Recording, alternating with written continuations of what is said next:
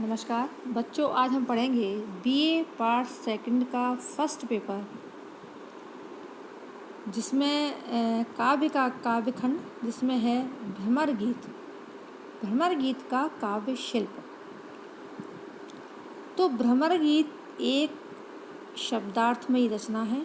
अंतःकरण की अनुभूतियाँ जब शब्दों का आवरण ग्रहण होकर साकार होती हैं, तभी कविता का जन्म होता है। भाव और भाषा, अनुभूति और अभिव्यक्ति, अंतरंग और बहिरंग के समुचित सामंजस्य का नाम ही अभिव्यंजना कौशल है।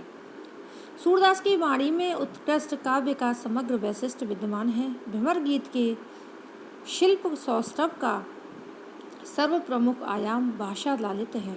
भाषा लालित्य के अंतर्गत शब्द चयन, शब्द शक्तियाँ, मुहावरे, लोकोक्तियाँ और वाग वैवध्य तथा विभिन्न काव्य उपकरणों का समावेश संभव है।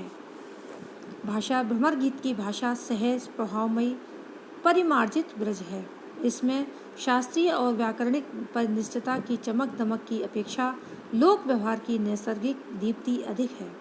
तत्सम शब्दों की बजाय कवि ने तद्भव और देशज शब्दों का चयन प्रचुर परिमाण में किया है। भ्रमर गीत में शब्द चयन की स्पष्टता दिखाई देती है।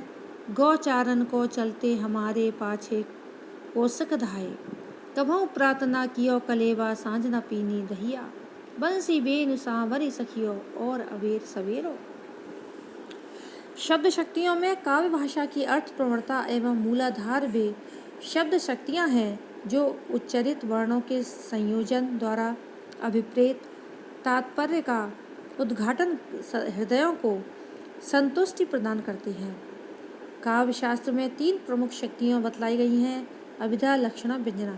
भ्रमर गीत की काव्य भाषा में इसी शब्द शक्ति अभिधा की प्रधानता है, क्योंकि इसमें कोई रहस्य, कथा, विधान या गूढ़ तत्व विवेचन नहीं, एक सीधा संदेश कथन और उसकी प्रतिक्रिया में व्यक्त किया गया है। जैसे फिर कहाँ सिखावत बात, प्रातः काल उठ देखत उदो, घर घर माखन खात। मुहावरे और लोकोक्तियाँ काव्य भाषा में लोकोपयोगी जीवंतता के लिए मुहावरों और लोकोक्तियों का प्रयोग पर्याप्त सहायक रहता है। इसके द्वारा कवि कथन के एक सहज वक्तमयी प्रभु विशुद्धता का समावेश हो जाता है, जिसके अर्थ की उपमा सीधे अंतःकरण को स्पर्श करती है। सूरदास जी की भाषा ठेठ ब्रज है। ऊधो को उपदेश सुनो किन कान दे। बिंब विधान काव्य भाषा में जितनी अधिक चित्रात्मकता होगी, उतनी ही सजीवता की अभिप्रेत विषय वस्तु का साक्षात्कार कराने में सक्षम होगी। उसमें यह क्षमता बिंब विधान से आती है। अति मलिन वृषभान कुमारी, अति समजल अंतरतम भीजय, ता लालच न धुआत सारी। अलंकार योजना काव्य में कवि वाग वैवध्य की सर्वाधिक निपुणता अलंकारों के माध्यम से प्रकट होती है। काव्य में चमत्कार लाना अलंकारों का काम है। यह चमत्कार कई बार बाह्य वर्ण, शब्द, पद आदि के विन्यास द्वारा संभव है। कहिए कहा यही नहीं जानत, कहिए जोग है जो।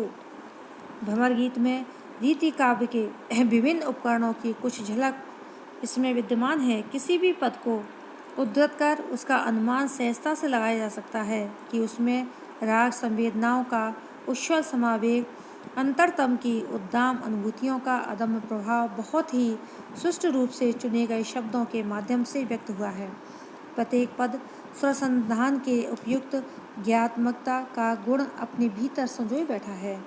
निष्कर्ष यह है कि भ्रमर गीत अभिव्यंजना शैली शिल्प इसके अनुभूति पक्ष की भांति ही सहृदयों को अपने हृदयों में मंत्रमुग्ध कर देने में समर्थ है।